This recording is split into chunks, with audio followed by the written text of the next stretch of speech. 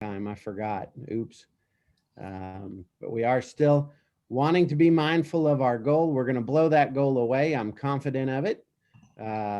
But that's showing it makes a difference. So we're going to, what we focus on expands, and we're going to stay focused. Finding comps for land and rural residential.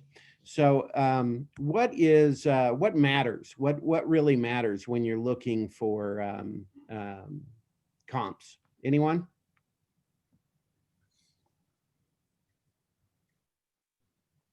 I'm not moving on. Location. Okay, location. What else? You're looking for Acreage. data that supports your pricing. Sales prices? Say that again? Me? Yeah, you. Sale prices. Like what other properties have sold for? Okay. What else? Acreage. Size. That's right. What else? Utilities. Good. Yeah. Restrictions, like deed restrictions or covenants. Okay. What else? I would probably say topography, like how the land is laid out. Okay. Good one. Very good. What else? Zoning. Zoning. What can go along with topography? Proximity. Like proximity to a lake or proximity to things that are of interest. Okay. Amenities. Proximity to, proximity is so fun to spell. To Well, amenities. That's fun to spell too. Okay. Neighbors, The neighbors. chicken houses. Okay. with topography, it could be, if you're building or if you're looking at land in Bella Vista where you have a lot of rock, as opposed to down south here, where you don't. What it costs to build there. I like hearing Janet say down south. That's good stuff.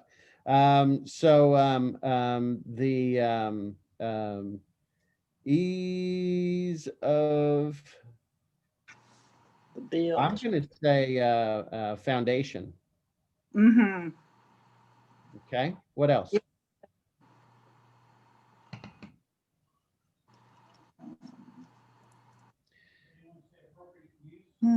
Appropriate use was hollered from the other room. Appropriate use. Okay. How about if it's wooded or if it's field? Does that matter? Yes. Wooded, pasture, if it is wooded, what would matter there? What would help? Is it mature? Mm-hmm. Because you can make money off of that. Okay, so short list, condition of the property compared to other properties, because we're talking about land and house. So type of land, size of home, size of land, age of home, number of bedrooms, number of baths, location. But all of these other things matter and need to be taken into account. I would say out of the ones, we've got what was shouted out, location. Let's say after that, something that's not on my short list is, are there utilities? Huge. Restrictions, that's huge. Topography is huge. Zoning. Proximity to amenities is location. Neighbors, chicken houses, ease of foundation. I would say the ease of the foundation, like was said earlier, can fall into that topography. Wooded, pasture, those two. So lots to think about here. Lots to think about with what matters. So I'm gonna ask you this question now. When you're talking to a seller and the seller wants to obviously sell, that's their goal. What really matters?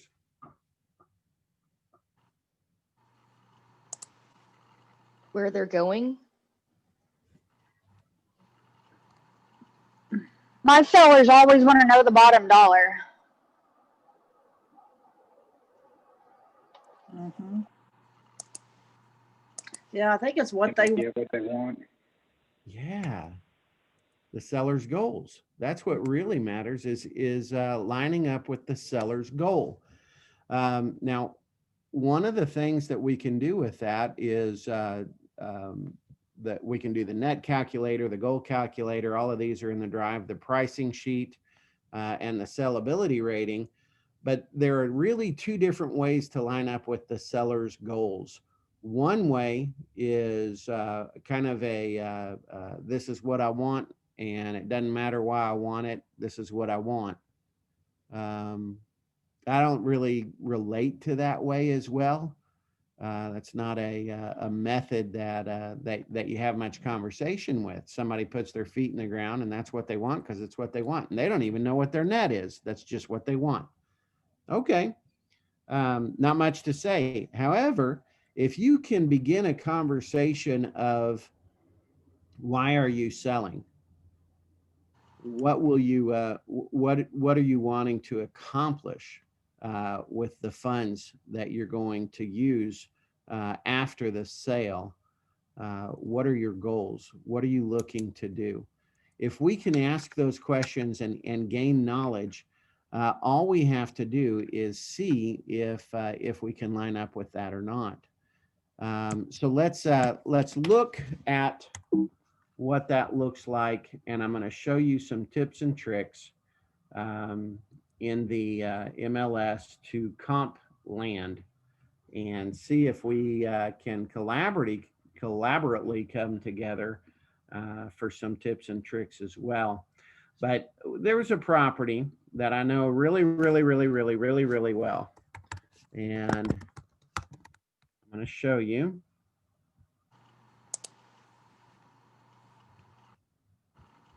Hopefully I'm remembering the address correctly. It'd be funny if I don't.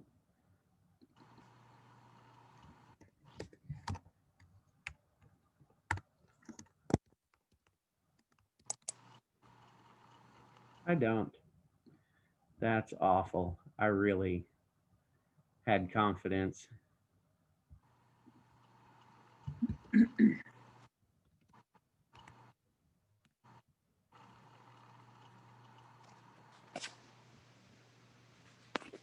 There it is.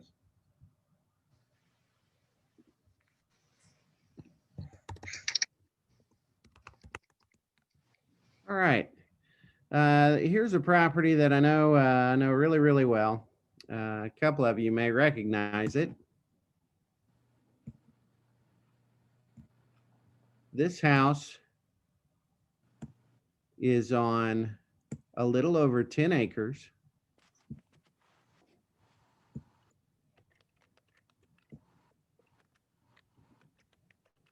We get a couple of different listings here that we can look through. Old listings.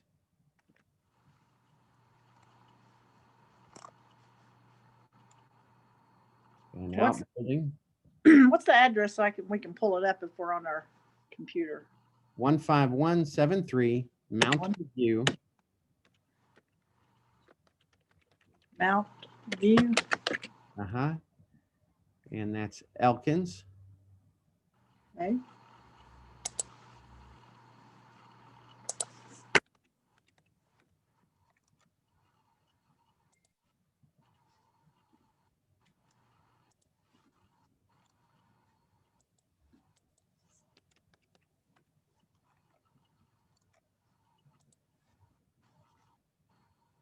This was way back when you could only fit 9 photos on the MLS. And that was the biggest TV you could get to fit in that space. 9 photos. That's nuts. I know. And we were selling stuff. Isn't that wild?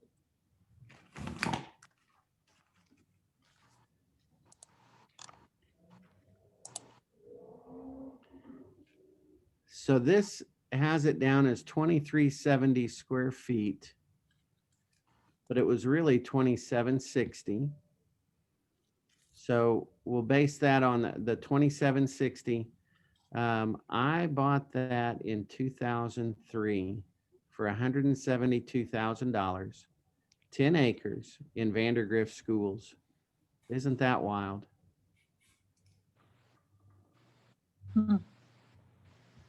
Sold in 07 for 235.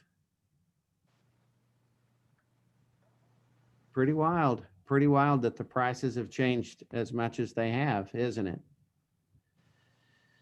it? Definitely dated. $85 a square foot for a 2760 square foot home on 10 acres in Vandergrift Schools. I should have kept it.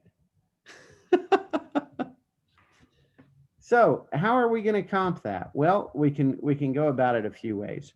Let's just go ahead and copy the address. We're going to go into search residential. It's a residential home. And we're going to say, let's look within 2 miles of that place and see what comes up. Nothing active, 1 pending, and 6 sold in the last 6 months. Well, we know that it's about 2,700 square feet. So none of those really go with it. And we know that it has 10 acres. So none of those really go with it. How's it going for our comps, guys? Back to the drawing board, Bill says from the other room. Let's look at 5 miles out. 123 matches. Do we want to mess with that? Nope. Let's look at 7 to 15 acres. 6 matches. So we've got a decent one here. It's under contract. We've got one here. And that's actually a decent comp as well. And let's look.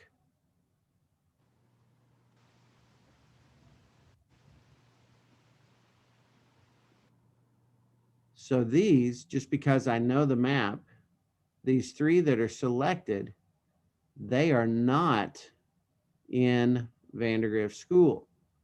They're further out. Let's look at their condition. We're going to refine this and narrow it down and look at the condition. Is that comparable? No. Is that comparable? It's actually, I would say that's a nicer looking home. Maybe comparable. Is the topography the same? The other one had a lot of open flat acreage, probably 4, but the interior's much more updated.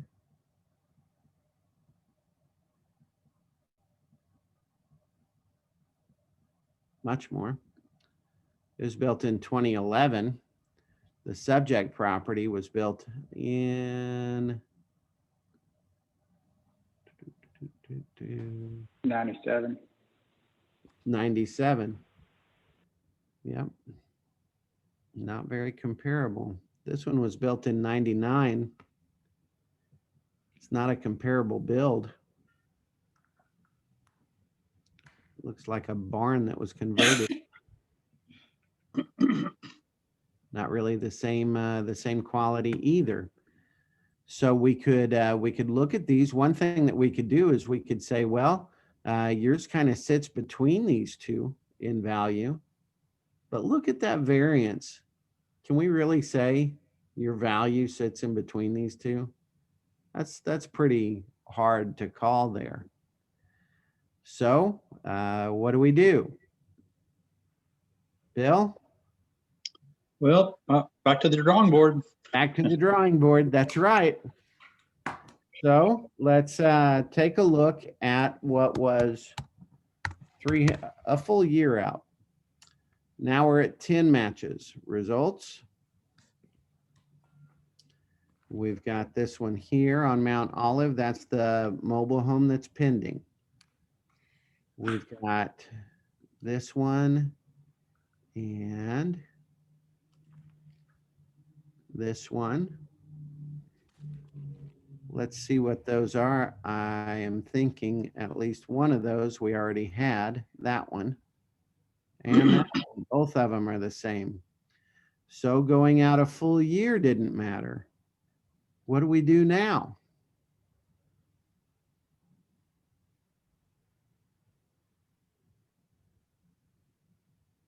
Here comes the trick.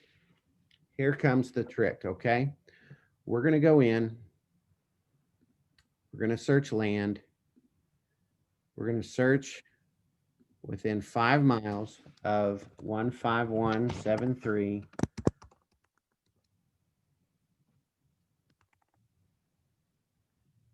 Mountain View Road. Active, pending, and sold. Let's take those out. We're down to 39. Let's look at 7 to 15 acres, and we have 3. So Yeah. Jason, I would Yeah. go ahead and put Vandergrift's like Fayetteville Schools. can't do it. You can't do it by. Well, if it's an Elkins address, I would at least do Washington County. You can do Fayetteville Washington Schools. County. I don't. You can do Fayetteville Schools. Yeah, but still, I mean. And that's what I would do. I would put in Fayetteville Schools. That takes us down to 1. Let's go out to 365 days within 5 miles. We're still down to 1. Let's go to 10 miles and we're up to 6. We look at our map and they're all closer to town. Here's our property. All of them are closer to town. Back to criteria. We can spread this out a little.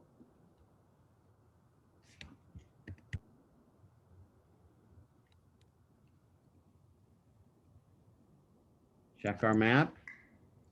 Okay, now we've got some. Let's go ahead and bring our proximity back down to 5. Check our map. These 3 look pretty comparable. Let's see what they are.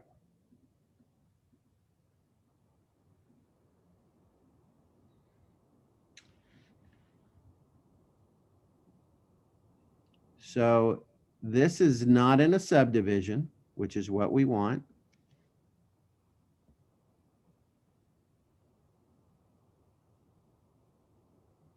Some beautiful land.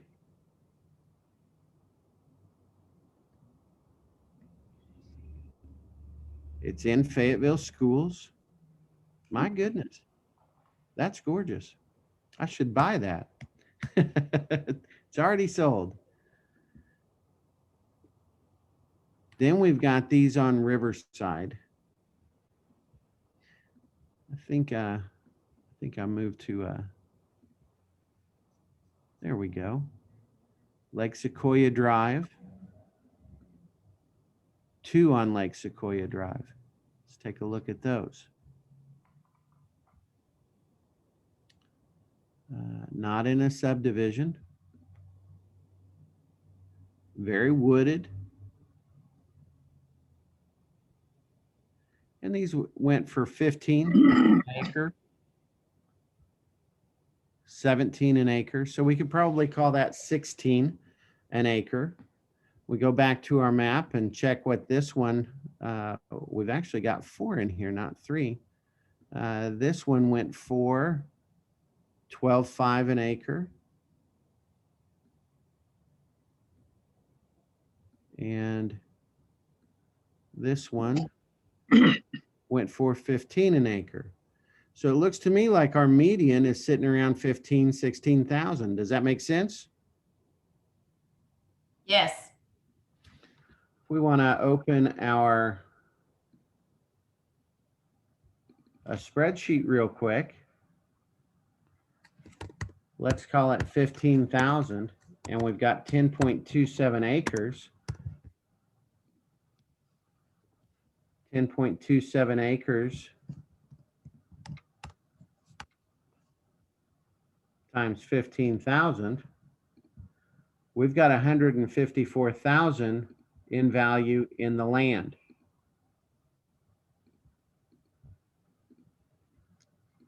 Does that help? Of course it does. Of course it does. How does that help us now? Because you know what the land is worth Exactly. without the house. Without the house. And then you can go and find a similar house on a quarter acre. There we go. Nearby. So let's look and let's take out the land on residential and let's look at 15173 Mountain View. And let's look within 2 miles at what has You sold. can't see your screen, Jason. Thank you. I have to be reminded sometimes.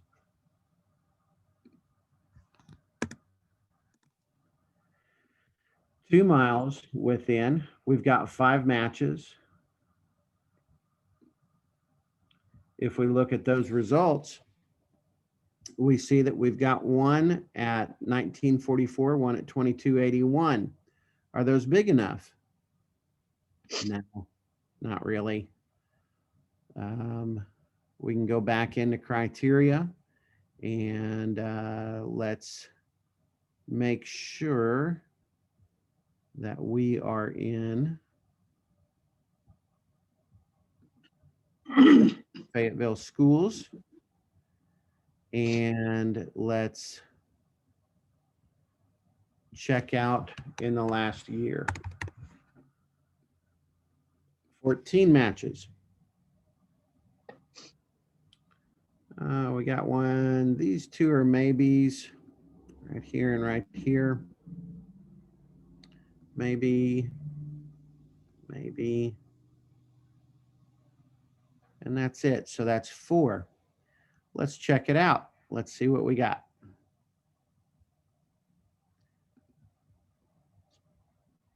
This one was built in 2013. Is that a good comp to a 97 house? No. This one was built in 09. Might be a decent comp. It doesn't have a garage, and that's helpful. That's pretty. This one.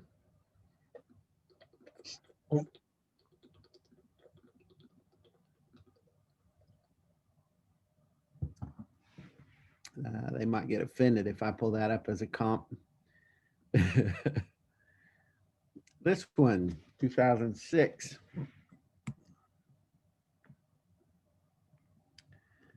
Looks like the closest we can come to.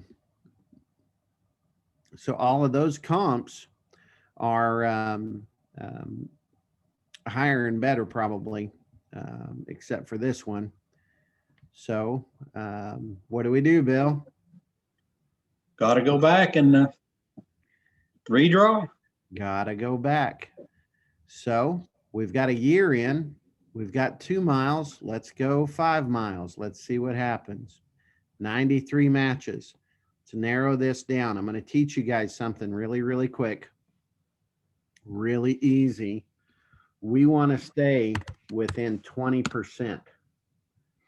So our square footage is about 2,700. If we multiply that by 20%, we can go up 540 and we can go down 540. So up 540, 2,700 plus 540, down 540, 2,700 minus 540. That's our range, 2160 to 3240. 2160 to 3240 square feet. 27 matches, approximate year built. Let's check this out, 1980 to 2010. We've got 6 matches. Hey, guess what? We're going to be okay. We're going to take a look at these now. And we're going to say that all of these, all 6 of these are worth considering as a comp. And we're good with these being a comp, except for the manufactured home. So we're going to select all, deselect that one, narrow it down, and we've got our comps. Now, the subject property does not have a garage. All of these have a garage. What's a garage worth?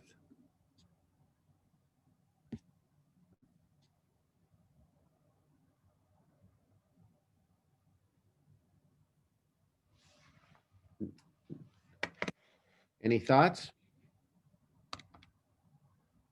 10 to 20 grand.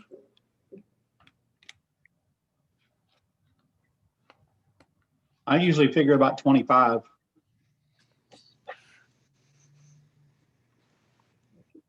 How do we come to that? I think I came up with it going through an old appraisal. How old? Oh, it was probably 5 years ago. Okay. I Guess you think could ask an appraiser. think product's gone up quite a bit. I most recently heard 40 for a 2-car garage. Wow. I think that you can build one cheaper than that. But I most recently heard 40, and that may have been a 3-car. It might not have been a 2-car.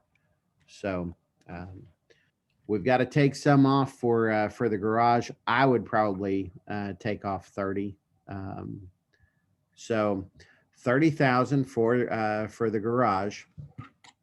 Then what are we going to do on these comps for the acreage?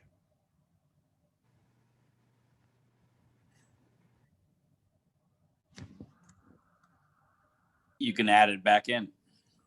Well, we're going to take it out. We're going to take it out first. So this one has 3 acres. We're assuming 15,000 an acre.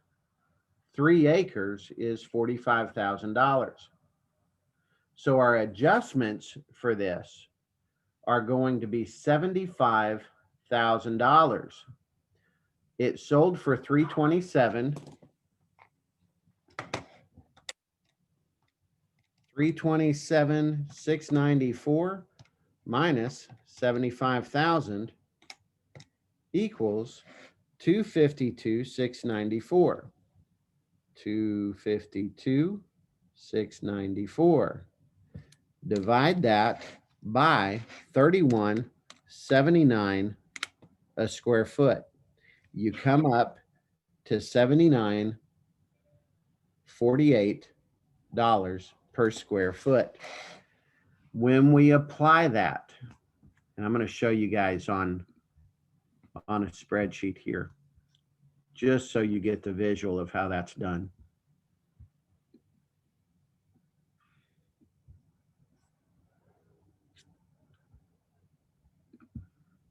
And work where we'd been working instead of on other stuff. All right. So comp 1.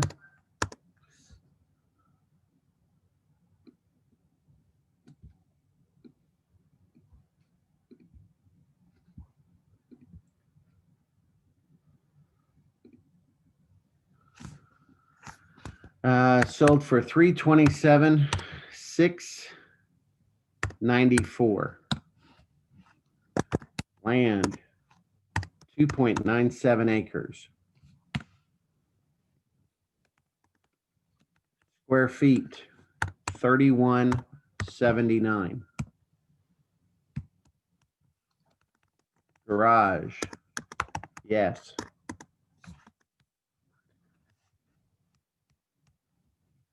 This needs to subtract out the garage.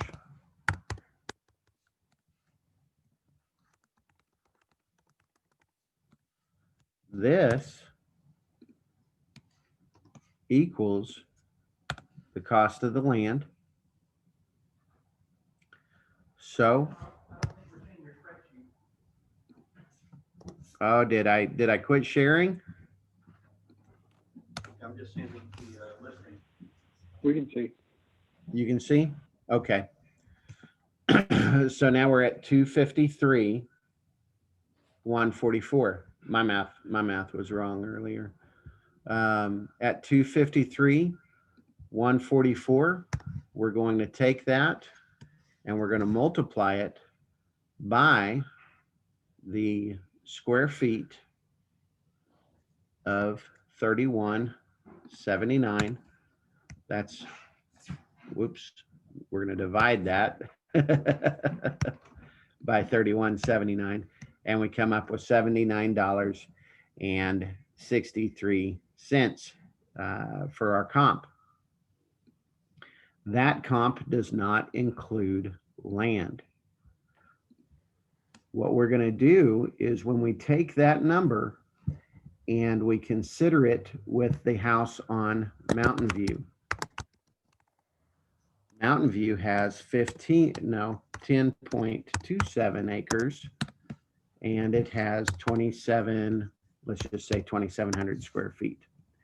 If we multiply that times our 15,000, and we multiply this times our 79.63 a square foot,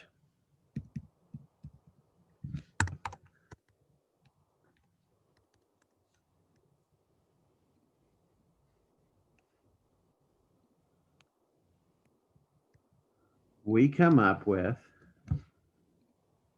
a comparable price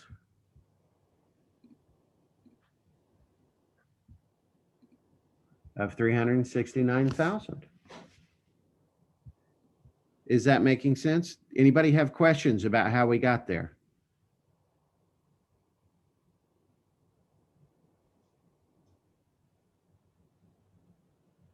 Great. So what we would do is we would go through that process with the listings that made the most sense to do that with. It makes more sense to use this than it does to use this. Anybody know why?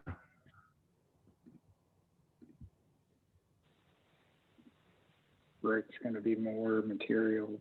Yeah, brick's more expensive. This one makes more sense. That one makes more sense. Yeah, that's exactly why. So when you go through those with them and show them the information, you'll also want to go through and show them the photos and let them judge. Is my house better or worse? Does this work as well or not? Things like that, and get an understanding of where you're at. And when they say, you know, that's a nicer house than mine on the inside, that's a better kitchen, those are better bathrooms, they have a fireplace, we don't, then, you know, they're talking about their home not being up to the level of the other ones. You're not. You really don't want to be sitting there saying, you know, your house just isn't as nice as theirs. That's not a good thing to be saying. You just ask them, how do you feel your kitchen compares to this one? And if they're absolutely delusional, you need to make a judgment call whether you want to work with them over the property or not, because they're going to remain delusional through the whole process when you're looking at those pictures. So be careful and make your judgment calls too. That's what Lacey asked a question. If the buyer doesn't have kids or the district isn't important, would you want to worry about the school district when finding comps? And Felicia answered under my name, no. And that is not right, Felicia. You're not going to run comps. You're not going to run comps for a buyer as much as for a seller. We're course you are, every time. But why does the school? Well, yeah, network- but I mean, You are going to run comps for a buyer. You want to make sure that they're offering a fair market price and not getting screwed. So you are going to run comps for buyers. So And Felicia? absolutely, regardless of whether the buyer or the seller has kids, the school district is always important because that's where the value is. I mean, up here in Bentonville, I mean, first of all, people want Bentonville schools.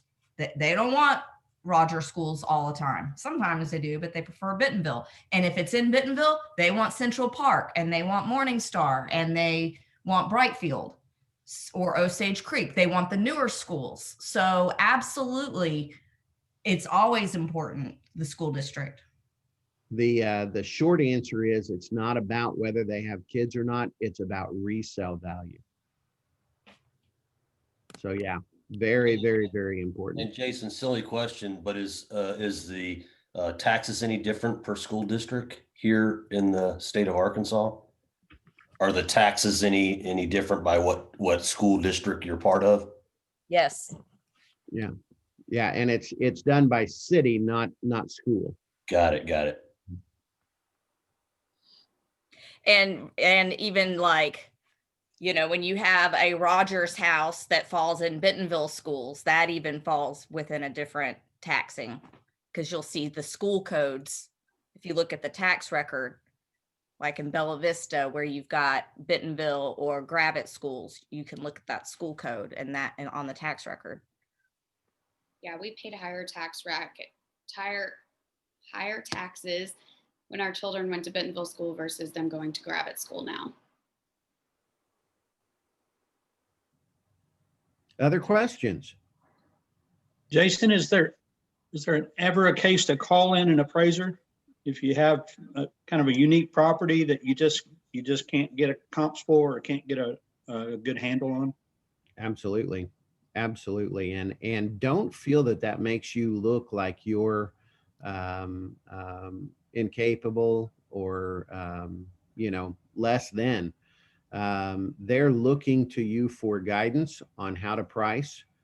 And if you show up with information that does not make sense and try to bamboozle your way through that and make sense of it, you'll be found out. People are not stupid. We live in the most educated society ever. And if you show up and just try to fake your way through it, that's just ridiculous. What I come to at that point, Bill, is a statement of, hey guys, we can do one of two things, in my opinion. We can put this up on the market for what you want and base it on your goals, and just say, hey, this is what we want, and go from there and see what happens. Or we can call an appraiser and we can attach that appraisal to the listing when we put it out there. But there are definitely some homes that are just incredibly hard to price, and it not always rural.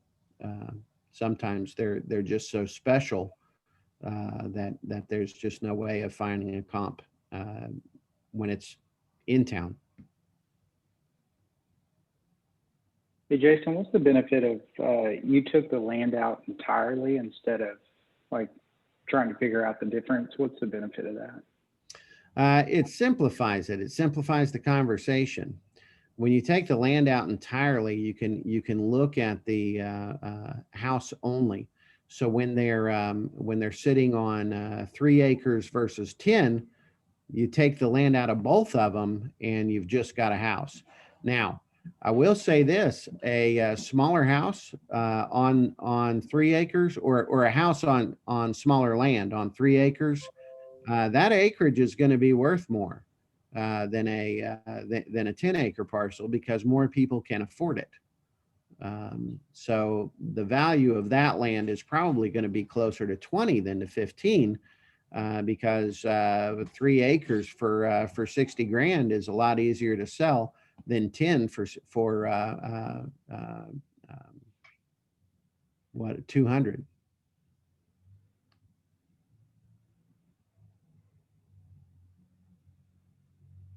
Anyone else? Questions?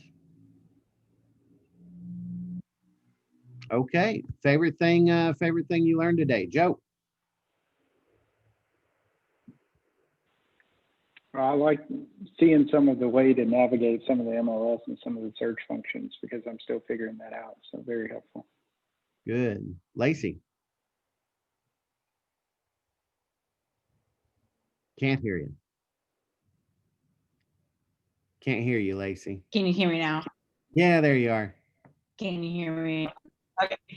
I was just saying, I agree, with Joe, on just being able to see it done firsthand. I haven't had the opportunity to see that yet. So it was interesting seeing how you navigate everything and just break it down and work. Felicia? I always like seeing you do comps just because I still, no matter how many times I've watched it, have not gotten the grasp on it. I need to practice, but I had no idea. I wouldn't have even thought that the school made a difference if you didn't care about what school your child went to, or if you didn't have children. Yeah, that resale is really, really important. Jeff Garrison? Well, just watching you do it, Jason. I haven't done one yet, so watching you navigate the process, I think certainly will get me started off on the right foot. So nice. Keith Dixon?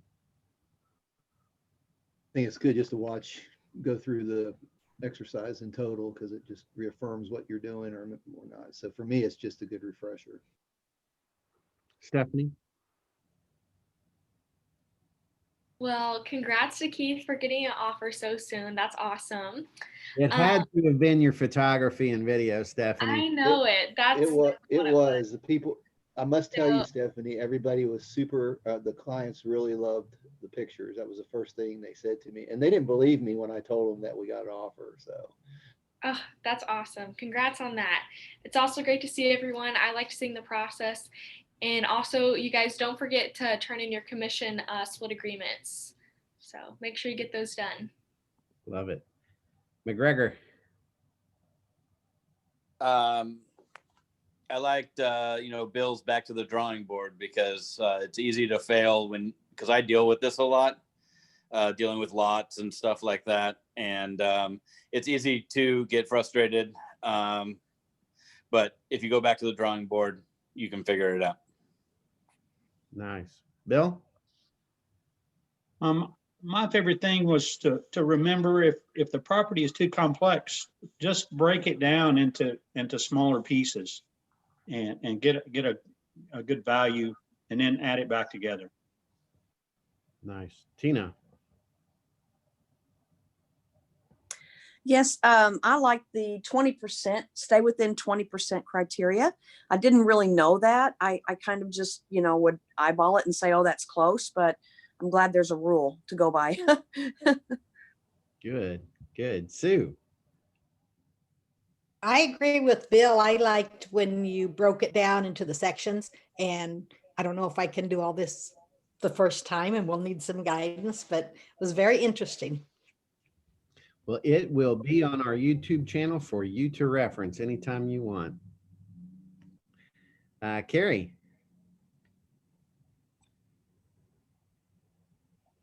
I think I really liked the removing the acreage because that's been a problem, especially with my clients out towards the Elkins area and stuff, so forth. So that was very helpful, breaking it down like that.